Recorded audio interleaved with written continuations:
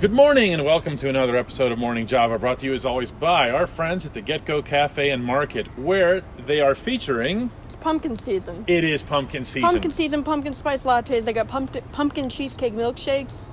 I mean, that's probably the best thing they got on the pumpkin menu. Say that again, the pumpkin Pumpkin cheesecake milkshake. It's Things unreal. that I used to be allowed to have and wish that I still could. The Penguins are off to an interesting start to their season. A lot of variables have been in play, mostly injuries. However, Taylor, one consistent I think you and I agree on has been the goaltending. Yeah, I mean, from both Murray and Jari, they've been on their games. I mean, Jari against Vegas especially. I thought he played well in Winnipeg as well. I mean, you're not going to notice it as much because it was a 7-2 win, but he kept them close against a team that's got a lot of firepower. Against Vegas, again, same thing. It was a 1-0 game for most of the night. And the goal he gave up wasn't his fault at all. And then the day before that, Murray against Dallas, those saves on Sagan, the Pavelski redirect, and Sullivan's set after that, that's just what he does. He makes those big saves to give us a chance to win. You can't say enough, and it's funny.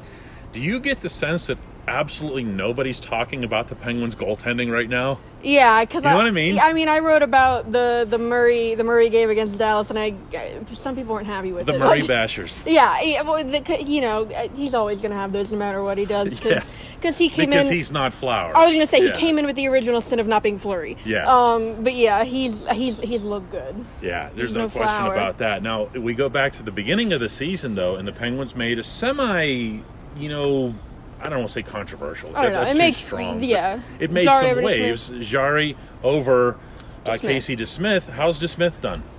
Not as good as I would have expected from him. Why?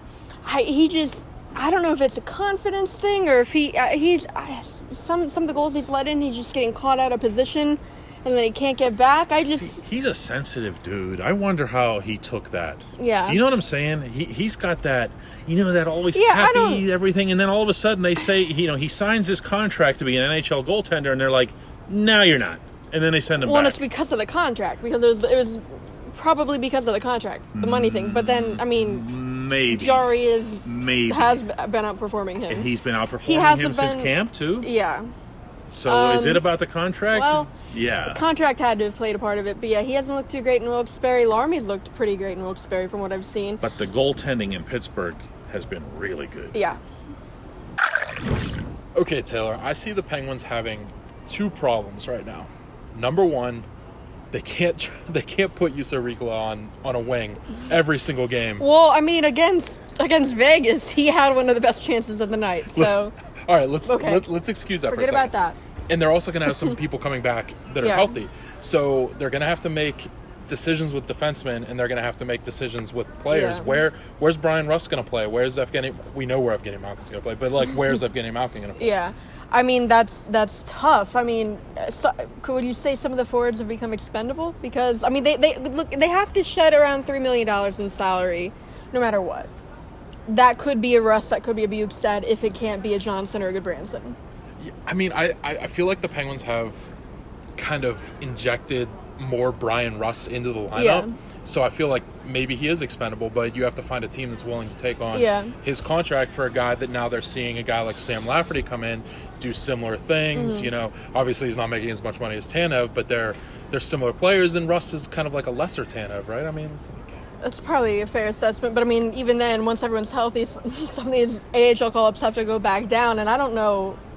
I mean, Bland DC probably, but I mean... That would be my first guess, Yeah, but, I mean, even then he hasn't looked that bad, but I mean, Lafferty, I think I'd maybe keep Lafferty out of... I feel like you have to, and he looks comfortable, too, playing in that center role when he's been doing it for the Penguins. He's more versatile, I think, than Adam Johnson. Intelligently clears the puck from the front of the net. He comes back, he helps out, he guides it out towards the corner and doesn't, send it into unprotected areas of the ice. Yeah, and both he and Johnson are waivers exempt still, so they don't have to risk losing them. Bland DC needs waivers, but, I mean, if he's not up here that long, he won't need waivers again to go back down.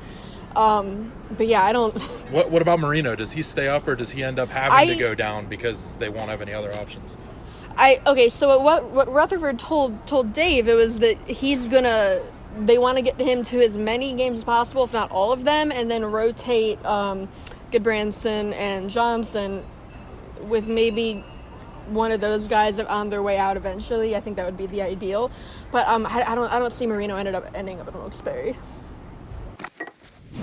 Okay, you guys mentioned which players might be out. Now, we know which players are going to be coming back in, like you said. However, which one of these players, when they come back, you know where I'm going here, is the most likely to least fit with what this team has done? I mean, okay, all right, other than Gino. Look, okay, Gino's an easy one, okay? But who else? Well, it depends on what Brian Rush shows up. Because he fits. You get down on Rusty. I understand but that. He fits, but to me, it's like, how many guys like that can this team support? And I can't see them sustaining this, like, team play. Why? Kind of thing. Because what's guys like Blandisi aren't just, they're just not gonna. Blandisi's a little bit part of this. He plays like 4 minutes a game. He hasn't been a big deal with this. But then you're talking, like, who besides Evgeny Malkin then? You know, where do you start to make concessions? I'll do it right now. I'll ask if Alex Galchenyuk will fit in with this. I legitimately don't know. I know. I mean, it's so, but I just don't see this. But then what do you do? Then they come back. Okay, here's what happens. You know this is going to be how this plays out. A couple of guys come back, they get into the lineup, and the Penguins lose a game like 5-1 to Buffalo or something, right? And everyone goes, "Oh no, the injured guys are back," and maybe they're right. Yeah, what do you do? I don't know, man. I mean, we've already seen some shuffling in the lineups. We saw, Patrick Hornquist move back in the Vegas game, back up with Sidney Crosby. But he was, I mean, to be fair, they were looking for traffic on Fleury too. I think that was a little different. And he was sparking stuff. But I mean, just like McCann's easy. McCann comes back and he plays for Ricola. Yes. It's like, but then beyond that, I don't know. Beyond that, how it's to tough. Do that. How about another one? I mean, Cahoon might have to sit out. I legitimately don't know. I know, right? I don't know. I got a hockey That's card who the you other sit. day. Yeah. Look, he was visible in the Vegas game. I'll give him at least credit for being a presence at times. But to me, someone like that comes out. But how? I mean, you got to give him time to like figure it out. And how much time? What's he done? Well, then you got to move him. Who is he? Like, he can't just sit in the press box. You either move him or you let him. Well, you move him. Weren't you guys just talking about needing to move salary? I mean, they do. There obviously. You go. You don't think there's a market for that kid after the production he had in Chicago last year? Move him. He's going to go play on a line with Derek Brassard. He can send him back to Chicago. He can play with Taves and Kane again. Can they get Mata back and just dress like? There you go. There you go. We're bringing Ole back.